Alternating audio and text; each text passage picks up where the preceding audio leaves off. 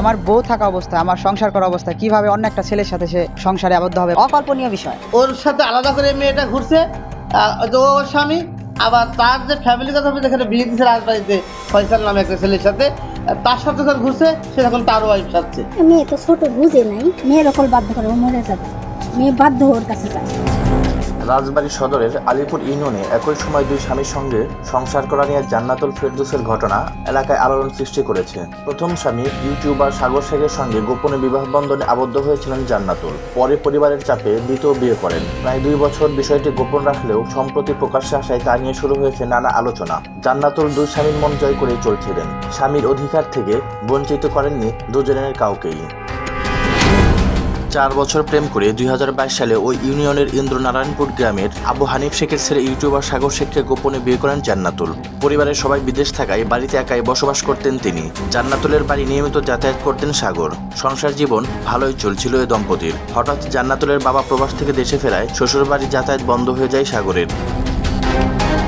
এর মধ্যে প্রথম বিয়ের কথা গোপন রেখে পরিবারের সিদ্ধান্তে অন্য এক যুবককে দ্বিতীয় বিয়ে করেন জান্নাতুল। স্ত্রীকে আনুষ্ঠানিকভাবে নিজের বাড়িতে তুলে না নেওয়ায় শ্বশুরবাড়ি গিয়ে নিয়মিত সময় কাটান জান্নাতুলের দ্বিতীয় স্বামী। তবে প্রথম স্বামী সাগরের সঙ্গেও স্বামী স্ত্রীর সম্পর্ক ঠিক রেখে চলছিলেন জান্নাতুল। স্ত্রীর পরিবার তাকে মেনে না নেওয়ায় সাগর তার বোনের বাসা সহ বিভিন্ন স্থানে একান্তে সময় কাটাতেন। চলতি মাসের 2 নভেম্বর একসঙ্গে নিজেদের দ্বিতীয় বিবাহবার্ষিকী পালন করেন সাগর শেখ ও জান্নাতুল। আমার সাথে সবসময় তার চলাফেরা, সবসময় যোগাযোগ হচ্ছে, সবসময় আমার সংসার করতেছে, আমরা একসাথে থাকতেছি। সাগর শেখ জানান, তার ও জান্নাতুলের বিয়ের বিষয়টি জান্নাতুলের মা ও বোন জানত। বিয়ের পর তাদের সংসার জীবন ভালোই কাটছিল।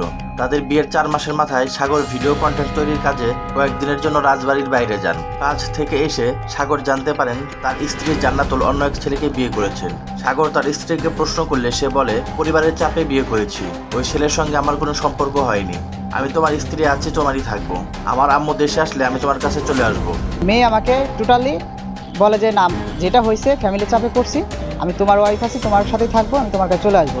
তিনি আরও জানান, এখন বাধ্য হয়ে তিনি তার স্ত্রীকে ফিরে পেতে আলিপুর ইউনিয়ন পরিষদের চেয়ারম্যানের কাছে গত 11 নভেম্বর লিখিত অভিযোগ করেছেন। এছাড়া 17 নভেম্বর রাজবাড়ির বিজ্ঞ 1 নম্বর আমলে আদালতে মামলা করেছেন।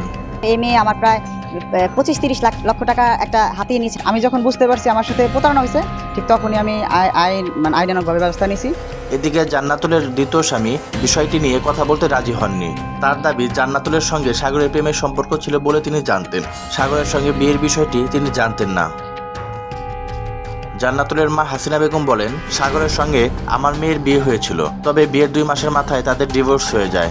বিয়ের 2 মাস পরে আমি উকিলের সাথে আলাপ করছি, আমি নিজে গেছি ফরিদপুরে, উকিলের সাথে আলাপ করে উকিলকে ওরা 2 মাস পরে ওরা ডিভোর্স হয়ে গেছে। যাওয়ার পরে মেয়ে তো ছোট বুঝে নাই, ওরা সিরা ফেলেছে। এ বিষয়ে আলিপুর ইউনিয়ন পরিষদের চেয়ারম্যান আবু বক্কর সিদ্দিক জানান, সাগর আমার ইউনিয়ন পরিষদে অভিযোগ করেছে। আমিও খোঁজ নিয়ে জানতে পেরেছি সাগর জান্নাতুলের প্রথম স্বামী। সে সাগরকে তালাক না দিয়েই বিয়ের 4 মাসের মাথায় অন্য এক ছেলেকে বিয়ে করে। প্রায় 2 বছর সে চালাকি করে 2 স্বামীর সঙ্গে সংসার করেছে। সাগরের কাছ থেকে জান্নাতুল অনেক টাকা পয়সা খেয়েছে বলেও আমি জানতে পেরেছি।